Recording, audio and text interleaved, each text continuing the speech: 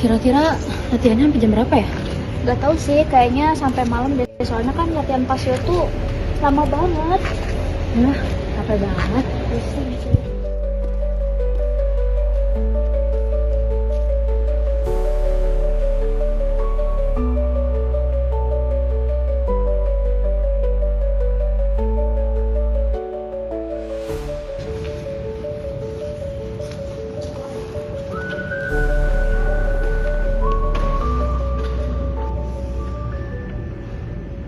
Tuhan, ajari kami mengasihi tanpa memandang perbedaan.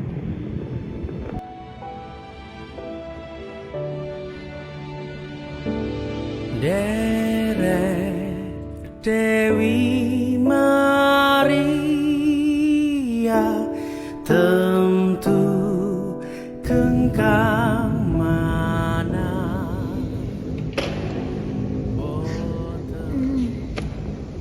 Ya, kamu belum tidur juga. Aku dari tadi liat kamu diem aja gitu. Belum dong, capek sih. Cuman ya, gimana ya, kayak tadi khotbahnya tuh kayak benar-benar nyentuh hati banget, bikin tenang. Cuman yang jadi nggak bisa tidur. Iya sih, sama. Apalagi pas part lagu penutup itu jadi ngingetin buat sabar sih sama banyak hal. Terus kan tadi khotbahnya juga pastor bilang kalau iman itu kan bukan cuma soal ibadah ya, tapi sikap kita ke orang lain juga itu iman. Ya itu, makanya kita juga harus bisa belajar juga nggak sih dari pastornya. Aku gak nyesel sih buat ikut kegiatan ke gereja malam ini. Iya, aku juga sih. Cuman takutnya karena saking capeknya besok tuh emosi aku tuh nggak bisa aku pegang gitu. Kayak jadinya nggak mood gitu. Udah sih, doain aja, semoga aja besok harinya jadi lebih baik. Amin.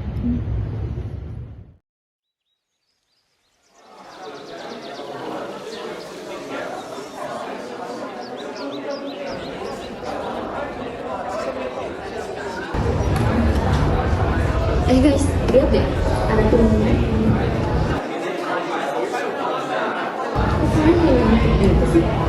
Soalnya semalam itu habis ada kegiatan gereja. Oh, ibadah malam ya? Iya, ibadahnya lumayan panjang, jadinya kayak banget. Karena kalau kalian tidur, pasti ketinggalan pelajaran.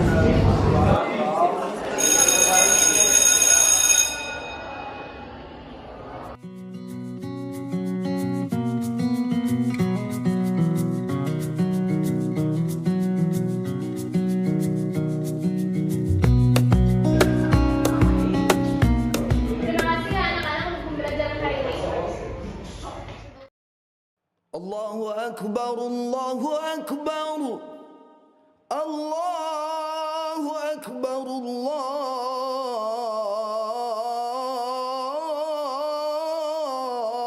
Akbar.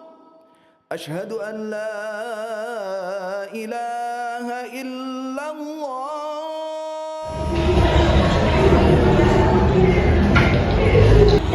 Udah azan? Ntar satu game lagi. Soal itu kewajiban, udah sepelein. Gak juga tahu, cuma lagi kebiasaan aja.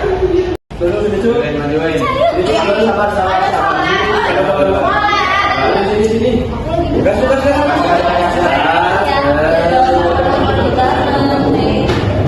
Kenapa jadi rame sih? Iya, aku bukannya marah, cuman kayak aku udah capek, kayak dari tadi malam aku udah ibadah pulang malam, tapi jadinya susah fokus pas sekolah. Mil, mereka kan cuma mau sholat.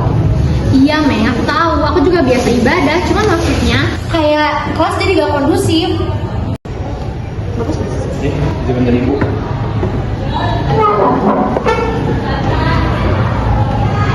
Mei, kamu juga ngerasa gak sih? Kalau aku tidur, iya aku juga capek banget. Kita kan diajarin buat jaga keseimbangan sama ketenangan ya. Tapi jujur, suasana kayak gini tuh bikin kita susah tenang gak sih? Sih, dalam ajaran aku harmoni itu penting. Tapi kalau misalkan satu ruangan nggak nyaman, semua jadi kena dampaknya. Terus masalahnya di mana? Tapi nggak kan lihat ganggu kok, malah sholat itu kan kewajiban sama kayak kalian. Terus masalahnya di mana? Kita kan gak pernah bilang ibadah kalian ganggu. Tapi dengan kalian itu berarti kalian risih sama aktivitas kita. Padahal kan setiap hari juga ada aja. Bukan kayak gitu. Kalian tuh menuntut kita untuk selalu ngerti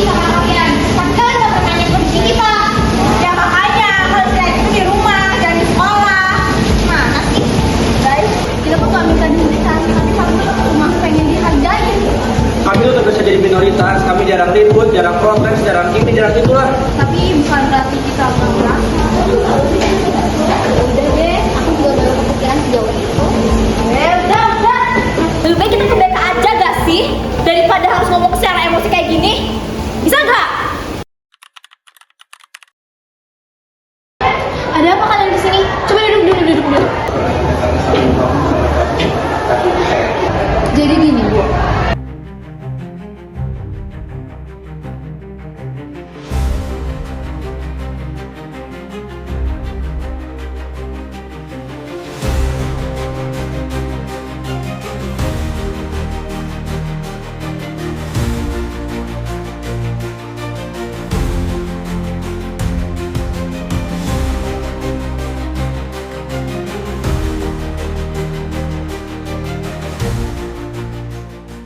Udah cukup.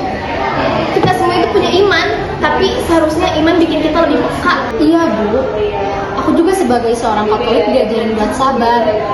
Tapi capek itu bikin aku nggak bisa kontrol. Dalam Al-Quran juga diajarin dengan rasa, tapi tunggang rasa itu perlu doa. Ya dalam Islam sholat itu penting, tapi ada penistaan juga penting. Saya sadar Bu, malah saya nggak menghormati agama saya sendiri. Pancasila itu rumah bersama, nggak ada agama yang lebih tinggi daripada agama yang lain. Oh, berarti adil itu bukan tentang sama rata ya, tapi tentang saling ngerti. Aku juga bakal lebih jaga omongan aku. Berbeda itu pasti, tapi saling menghormati adalah pilihan.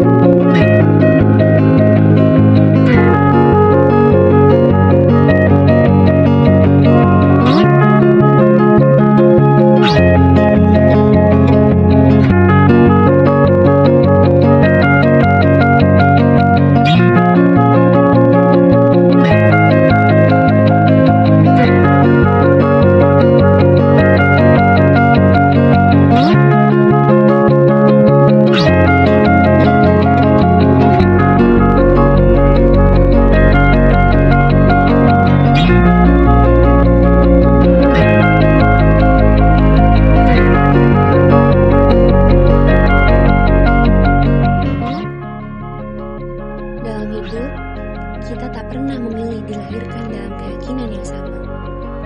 Kita tumbuh dengan doa yang berbeda, cara bersujud yang berbeda, dan cara menyebut Tuhan yang mungkin tak serupa. Namun, hati tetap memiliki bahasa yang sama. Perbedaan seringkali terdengar lebih keras daripada pengertian.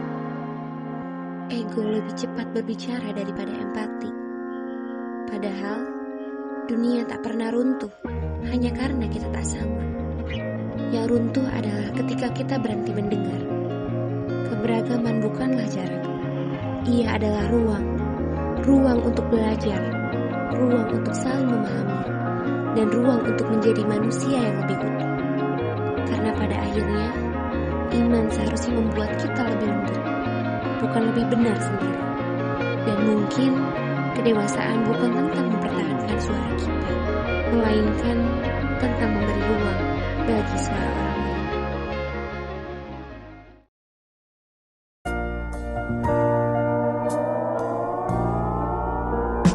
Kesalahan kayak gitu, bukan kayak gitu ya sih.